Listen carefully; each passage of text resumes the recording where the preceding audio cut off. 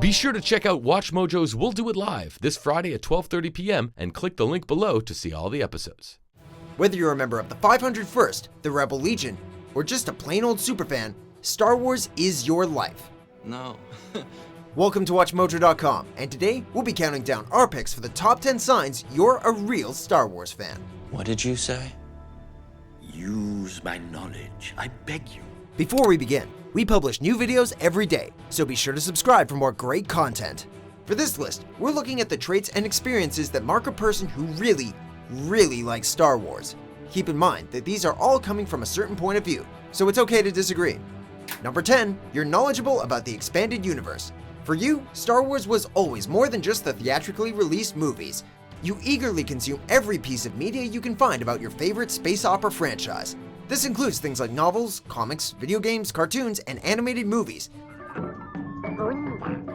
Yes, even the Ewok movies. And that holiday special? You've got a couple bootleg copies. Very tender. Why does nobody ever want to watch that with you? They're missing out on B. Arthur's musical number. Just one more song, friend, and then so long, friend. With all that expanded universe knowledge, you know things like who Mara Jade is, or why Baron Fell was such an awesome pilot. Well, after Wedge, that is. Number 9, you were upset when Disney axed the original expanded universe. When Disney declared that all the old stories from the original EU were no longer canon, you were less than excited. In fact, you'd even say you were mad. That is, if anger weren't against the Jedi Code. Now, let's be honest about the expanded universe. It wasn't all great, but some of it really added to the series' lore, especially the Knights of the Old Republic video games and the Thrawn trilogy books. Disney's new expanded universe has been solid so far, with the introduction of some great characters like Dr. Aphra and Terex, as well as the reintroduction of a certain blue-skinned villain. But you still love those old stories, even if now they're only legends. Number 8, you've made your own fan edits. It's arguable that the only reason many kids of a certain generation went to film school was because of Star Wars. Look at J.J. Abrams. He was a huge fan and got to eventually make a Star Wars movie himself. To many fans, Star Wars feels like something they own.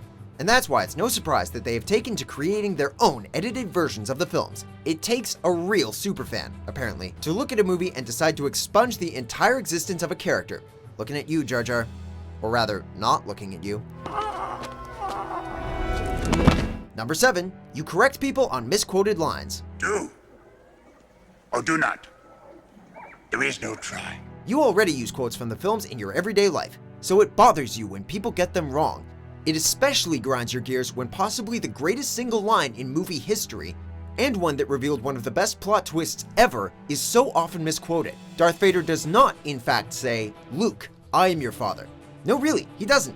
He actually says, No, I am your father. Okay, nobody's perfect. So if one of your friends misquotes this iconic line, it's not a big deal. You just let them know they're wrong, and then pray they don't alter the lines any further. Number 6, you try to use the Force. Admit it, this habit from your childhood has stuck with you as an adult. Ever since you saw Luke reach out and grab his lightsaber to save himself from the Wampa, you've been convinced you could do it too. Control, control, you must learn control. All the times you failed have just been because you weren't concentrating hard enough. You just need to clear your mind, reach out with the Force, and feel the remote control that's just out of your reach. So far, the only success you've had using the Force is opening automatic sliding doors. It's okay. Someday you'll get the proper training from a small Jedi Master. Probably. I find your lack of faith disturbing. Number 5, you own toys and paraphernalia.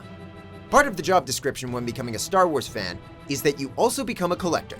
This means waiting in line at Toys R Us before it opens to buy up action figures, and it also means owning a life-size replica of Boba Fett. These are normal things for the average Star Wars superfan. When your wife asks what you're planning on doing with all those toys, you respond by saying, "You mean our kids' college fund?" However, you secretly know you'd never part with your unopened original Boba Fett and jetpack. Why do kids need to go to college anyway? Luke Skywalker dropped out of Jedi school, and he turned out fine. Mostly. Number 4, you prefer the old special effects. Computer-generated graphics are great and everything, but you'll take the work of Phil Tippett and other old schoolers from Industrial Light and Magic any day. While we admit some stuff the special editions added was cool, like dogfighting spaceships, other changes from practical effects to CGI were just plain unnecessary. Did we really need a CGI Jabba the Hutt? No, not really. At least we got to see the movies on the big screen when they were re-released. But we could have done without the vocal stylings of Cy Snoodles.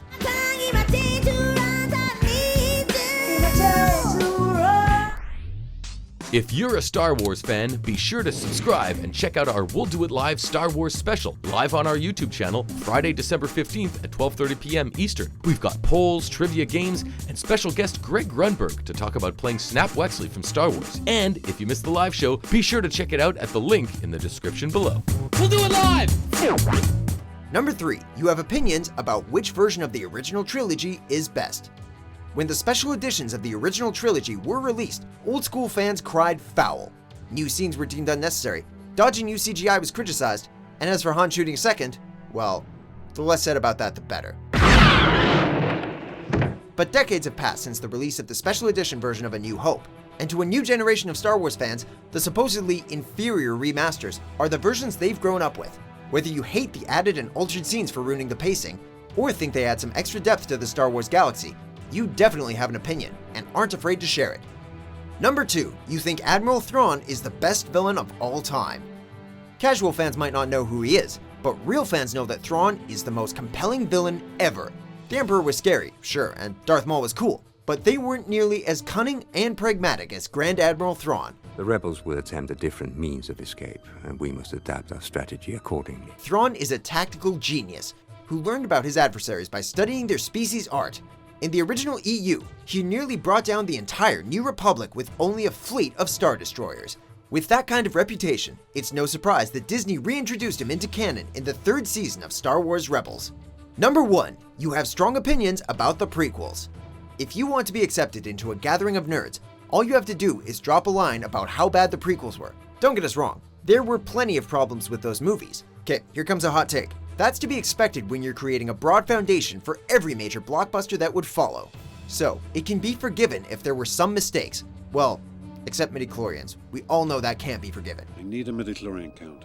But whether you love them or hate them, a real Star Wars fan has a strong opinion about the prequels. Do you agree with our picks? Check out these other great clips from WatchMojo and subscribe for new videos every day.